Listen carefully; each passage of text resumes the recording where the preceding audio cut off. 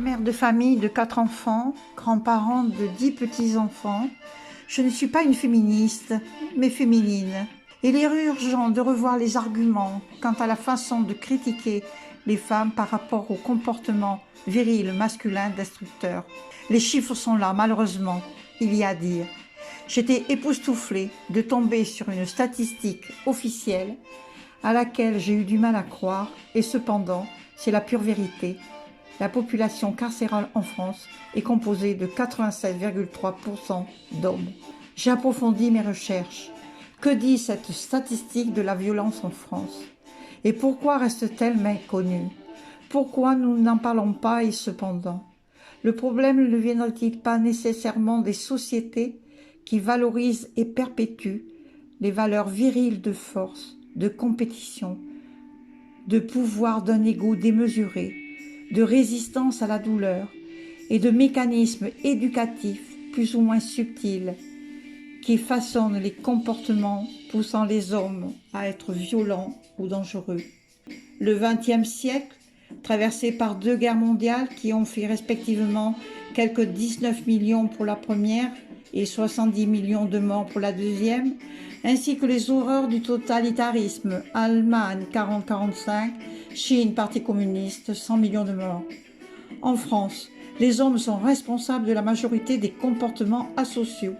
Ils représentent 83% des 2 millions d'auteurs d'infractions pénales traités annuellement par les parquets, ministère de la Justice, référence statistique 2018.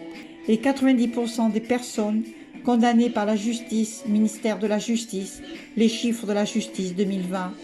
96% des mises en cause pour meurtre, ministère de l'Intérieur, Interstat, insécurité, délinquance, en 2019, bilan statistique 2020. 99% des auteurs de viols, observation nationale des violences faites aux femmes, la lettre numéro 14, novembre 2019. 84% des auteurs présumés d'accidents routiers mortels, Observatoire national interministériel de la sécurité routière, bilan 2019. 95% des mises en cause pour viol violent avec arme, ministère de l'Intérieur, Interstat 2020. 96,3% de la population carcérale, ministère de la Justice, les chiffres clés de l'administration pénitentiaire, DAP, 1er janvier 2018. 5000 années de patriarcat. Nous sommes en train de sortir d'environ 5000 années de conditionnement patriarcal, état d'esprit et de culture d'après lesquels n'aurait qu'une expression exclusive masculine, tout en faisant la femme une tentatrice maléfique et indigne de confiance. Cette perspective a influencé toutes les couches de l'expérience humaine. Il a résulté que les femmes étaient principalement valorisées pour le charme qu'elles exercent sur les hommes et pour leur aptitude à mettre au monde des petits garçons à cause de l'état d'esprit patriarcal. Les femmes ont été marginalisées et on leur a barré l'accès à des postes leur octroyant un pouvoir extérieur. Au XXe siècle, les 2 guerres mondiales ont annoncé un changement social, accordant aux femmes une plus grande liberté, droit de vote, 20 avril 1944, où les femmes obtiennent le droit de travailler et d'ouvrir un compte sans l'autorisation de leur mari. La loi du 13 juillet 1965 constitue une étape clé de l'émancipation économique des Françaises au XXe siècle. Par exemple, cependant, les hauts lieux du pouvoir demeurent inaccessibles à un grand nombre de femmes, à moins qu'elles soient disposées à laisser à la porte leur sensibilité féminine et adopter une approche masculine. Lorsque dans le milieu féminin, il y a une prise de conscience que le patriarcat a profané, a opprimé, a dénaturé le féminin sacré, il y a un sentiment d'injustice qui surgit. Mais n'est-ce pas à perpétuer ce mouvement d'opposition, de conflit qui serait à l'intérieur et à l'extérieur de soi? De plus, alimenter une émotion de colère amène un déséquilibre. Les cultures encourageantes, le viol et les rites initiatiques avilissantes sur les campus universitaires, le commerce des épouses sur catalogue par Internet par exemple, en Chine, Parti communiste, des prédateurs sur TikTok par exemple, ciblant les adolescents ou les enfants, mais d'autres réseaux sociaux aussi perverses. poupées sexuelles, pédophilie à grande échelle, exploitation sexuelle des femmes mineures par des aliments génétiquement modifiés. En France, les comportements virils masculins sont responsables chaque année de 7 milliards sur 9 milliards d'euros du budget total de la justice, ministère de la Justice, les chiffres clés de la justice 2019. Bien évidemment, il faut rajouter le coût humain et social de ces infractions à la loi, puisqu'il y a derrière ces actes des vies brisées, des souffrances physiques et psychologiques, des pertes de productivité, un sentiment d'insécurité ayant des répercussions sur des secteurs économiques les plus divers, par exemple le tourisme. Estimation totale, 95,2 milliards d'euros par an le coût à des comportements virils sur l'économie française. Source, le coût de la virilité. Lucile Pétavant, historique. Violence psychologique. Violence psychologique au sein du couple. Elles ont été de 217 à être poussées au suicide par un conjoint ou un ex-conjoint en 2018, ce qui triple le nombre de féminicides conjugaux. D'où vient cette tendance à tolérer, voire à légitimer l'inacceptable venant des hommes et à condamner plus durement d'un point de vue moral les violences commises par des femmes? L'éducation virile donnée aux petits garçons construit très tôt leur rapport à la domination avec le sexe opposé. Les histoires racontées dans des dessins animés ou des films leur apprennent non seulement que les hommes sont faits pour conquérir ce qui est socialement valorisé et que les femmes sont dociles et qu'elles doivent être conquises. Les parents, eux aussi, jouent un rôle central dans cette éducation et qui sont corrigés pour pouvoir adopter une attitude trop féminine. Est-ce que cela ne déboucherait pas sur le transgenre? Les petits garçons qui veulent devenir féminins, croiser les jambes, porter un vêtement rose, jouer à se maquiller, s'amuser avec des poupées ou avec des poupons. Les petits garçons intègrent l'idée que le féminin est méprisable et de là va découler des comportements sexistes ou de leur parler d'amoureuses ou d'amoureux et leur dire qu'on va les marier, qu'on va marier ces deux-là, du petit tombeur au petit don Juan. On va transmettre aux enfants l'idée que garçons et filles ne peuvent avoir des rapports entre amoureux et que les petits garçons sont faits et séduits par les filles. Je m'en souviens encore lorsque j'étais enfant. Je rêvais d'un amoureux, je rêvais d'un grand mariage. Robe longue, l'éducation est bien ancrée. Et m'a-t-il fallu très longtemps, à un âge adulte avancé, pour comprendre que cela était erroné. On vivait dans le rêve, par l'éducation que l'on nous donnait, nous, petites filles, avec des images, des représentations erronées, garçons, petites filles, le prince charmant. On nous attribuait, étant enfant, le couple avec deux forces opposées, et il fallait grandir, devenir adulte pour comprendre toutes ces erreurs qui ont été enseignées. Je veux parler des forces opposées, l'amour vrai, l'amour que notre âme recherche, cet amour inconditionnel dont nous sommes remplis, et cette éducation de la personnalité. L'ego se méfier de l'autre ou des autres, ou l'ego aux multiples personnalités, et nous sommes très loin de la réalité. Nous aspirons à l'amour vrai, c'est l'appel de notre âme, la soif de notre âme, et en même temps, l'ego qui veut toujours avoir raison, l'ego qui veut toujours dominer. Voilà ce que nous dit un grand maître spirituel au sujet de l'ego. Sur notre planète, l'ego humain représente l'étape finale de l'endormissement universel, de l'identification de la conscience à la forme. C'était une étape nécessaire à l'évolution de la conscience. Nouvelle Terre, page 247-248. Ce qui va amener la plupart du temps une guerre incroyable et inlassable dans la vie d'un couple ou des couples, d'autant plus que celui-ci nous le sont dictés par nos blessures, par nos souffrances, par nos travers émotionnels, par toutes les mémoires de notre lignée maternelle et paternelle au niveau cellulaire.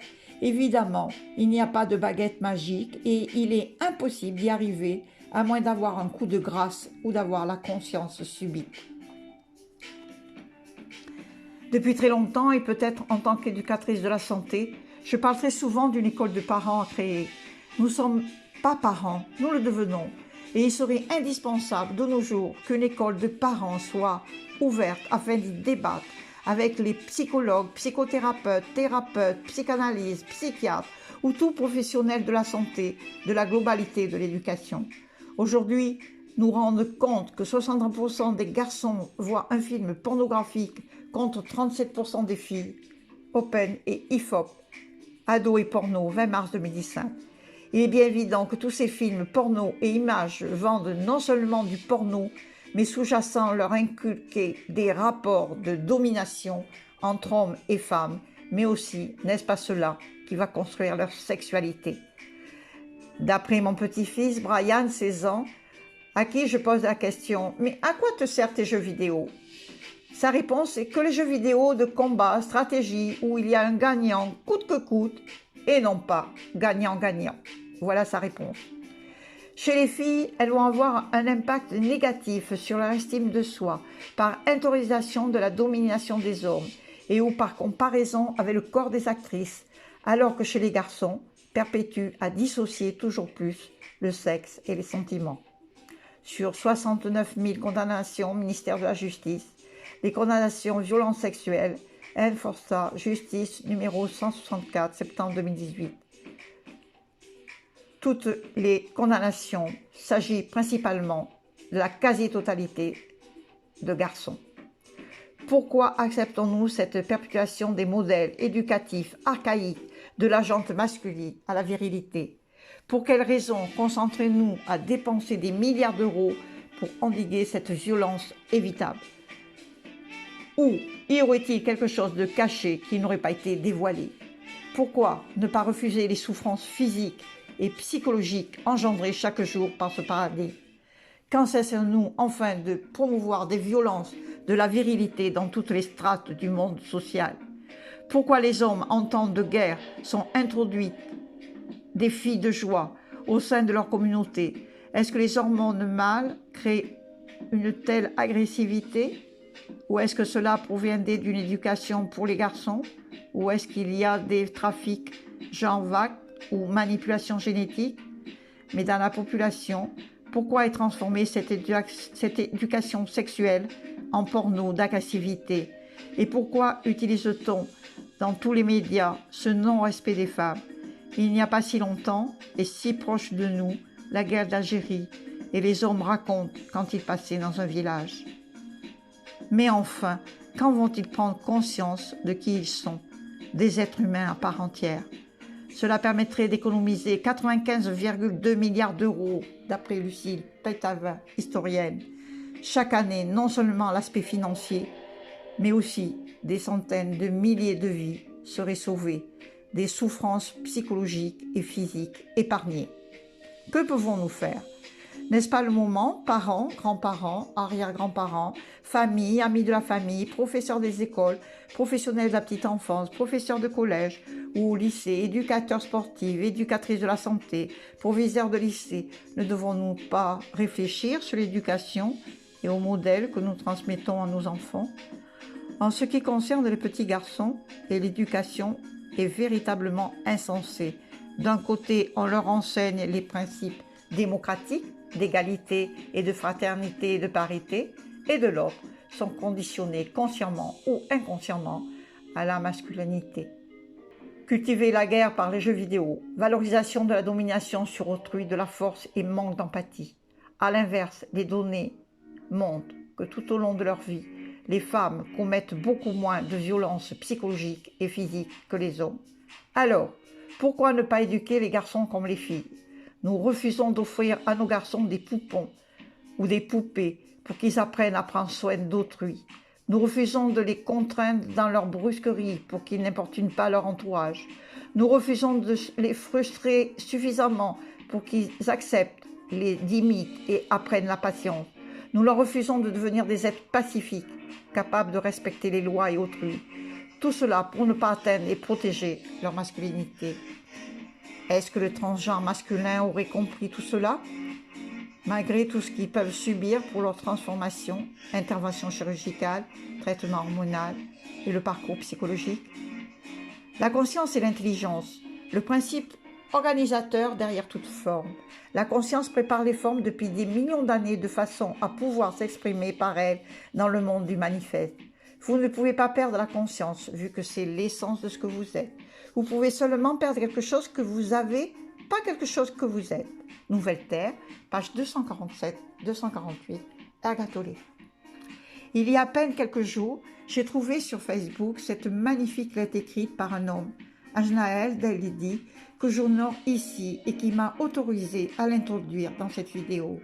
Lettre à tous les hommes. Hommes, réveillez-vous. Il est temps pour nous de se libérer du carcan des doctrines religieuses, éducationnelles, familiales, qui nous ont enfermés dans des modes de fonctionnement, dans des rapports de soumission de la femme, de la mère, de la déesse, l'empêchant ainsi d'exprimer toute la puissance de ce qu'elles sont. Les femmes, les mères, les déesses sont des initiatrices qui nous permettent d'accéder de manière holistique à l'essence de ce que nous sommes, dans la vibration de nos cellules puissantes et vivantes, pour peu que nous affranchissions de toutes les visions rabaissantes. Considérant la femme comme un objet et jugeant ses actions et attitudes par rapport à ce que la société considère comme normal, il est temps pour nous de laisser à la femme, la mère, la déesse, la place qui est la sienne dans les veines des consciences. Visualisons toutes les femmes comme de grandes prêtresses, des initiatrices qui vont nous permettre collectivement d'atteindre l'âge d'or en faisant circuler dans nos corps cette vibration de la pureté originelle dont elles ont été créées, les gardiennes depuis Déo. Le réveil de l'humanité passe par cette conscientisation et les libérations que nous pouvons permettre dans nos corps physiques en leur permettant et en les autorisant à nous montrer le chemin de la libération des limitations. Faisons leur confiance, quelles que soient les formes qu'elles manifestent, en étant pleinement conscients qu'elles nous montrent le chemin de l'amour universel et inconditionnel. Ce chemin, pour nous, les hommes, peut sembler difficile et chaotique, mais il ouvre les portes à la nouvelle conscience qui s'affranchit de tout jugement qui ne serait qu'une ultime tentative de notre mental de reprendre le contrôle de nos vies. Nous avons longtemps cru que le chemin de la libération devait passer par la prière, la méditation ou d'autres pratiques dites spirituelles, mais en réalité, ce chemin passe par l'intégration dans nos corps physiques et par la transmutation des énergies sexuelles dans le flux de l'amour inconditionnel. L'avenir de l'humanité dans sa globalité passe par la libération de nos femmes, mères et déesses, du poids de nos jugements, de l'enfermement de leur pouvoir créateur et de leur limitation de leur pouvoir d'action qui empêche le plein rayonnement de ce qu'elles sont en essence. Ajnael Delidi, 4 septembre 2023.